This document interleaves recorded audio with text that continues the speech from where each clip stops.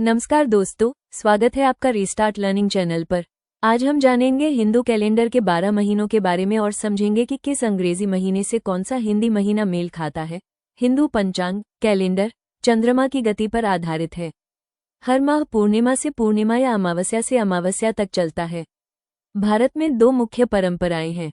पहली, अमावस्यायांत पंचांग, जहां माह अमावस्या से शुरू होता है, जैसे उत्तर भारत में, और दूसरी, पूर्णिमांत पंचांग, जहां माह पूर्णिमा से शुरू होता है, जैसे गुजरात, महाराष्ट्र, दक्षिण भारत।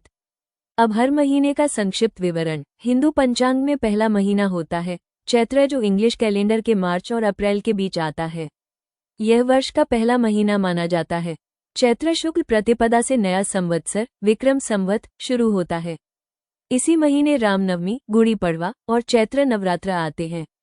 हिंदू पंचांग में दूसरा महीना होता है बैसाख, जो इंग्लिश कैलेंडर के अप्रैल और मई के बीच आता है। कृषि और धार्मिक दृष्टि से महत्वपूर्ण। अक्षय तृतीया, बुद्ध पूर्णिमा इसी माह में आती है। इसे शुभ कार्यों के लिए श्रेष्ठ माना जाता है। हिंदू पंचांग में तीसरा महीना होता है ज्येष्ठ, जो इंग्लिश कैलेंडर के मई और जून के बीच आता है। ये ग्रीष्म ऋतु का मुख्य महीना है। गंगा दशहरा और निर्जला एकादशी विशेष त्योहार हैं। इस महीने में गर्मी अपने चरम पर होती है।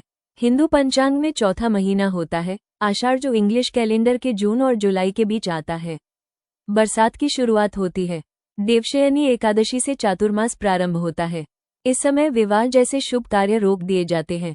हिंदू पंचांग में पांचवा महीना होता है श्रावण, जो इंग्लिश कैलेंडर के जुलाई और अगस्त के बीच आता है। ये भगवान शिव का प्रिय महीना है।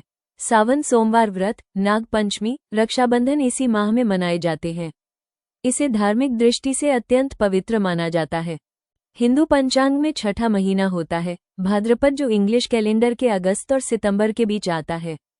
इस महीने में कृष्ण जन्माष्टमी, गणेश चतुर्थी और अनंत चतुर्दशी आते हैं। दक्षिण भारत में गणेशोत्सव का विशेष महत्व है।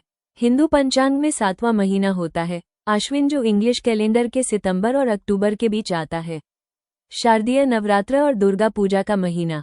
शरद पूर्णिमा, करवा चौथ, दीपावली की तैयारी इसी समय होती है। हिंदू पंचांग में आठवां महीना होता है कार्तिक, जो इंग्लिश कैलेंडर के अक्टूबर और नवंबर के बीच आता है। इसे सबसे पवित्र महीना कहा गया है।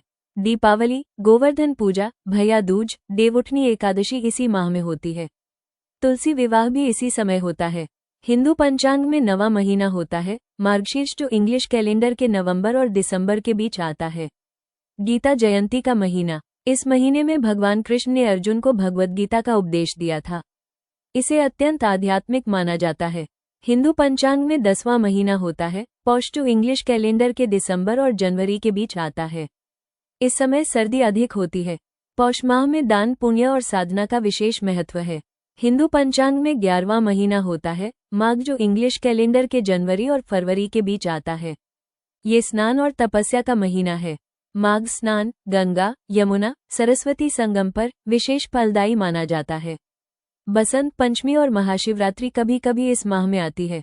हिंदू पंचांग में 12वां और अंतिम महीना होता है फाल्गुन, जो इंग्लिश कैलेंडर के फरवरी और मार्च के बीच आता है। यह वर्ष का अंतिम महीना है। होली, महाशिवरात्रि और दोल उत्सव इसी माह में आते हैं। इसे आनंद और उल्लास का महीना कहा गया है। संक्षेप में समझे तो हिंदू महीनों का संबंध सीधे ऋतुओं, कृषि और धार्मिक परंपराओं से है। हर माह का अपना अलग रंग, महत्व और उत्सव है। दोस्तों, अगर आपको यह वीडियो जानकारीपूर्ण लगा हो तो लाइक और शेयर जरूर करें। और हाँ, रीस्टार्ट लर्निंग चैनल को सब्सक्राइब करना मत भूलिएगा, ताकि आपको ऐसी ही और उपयोगी जानकारियां मिलती रहें।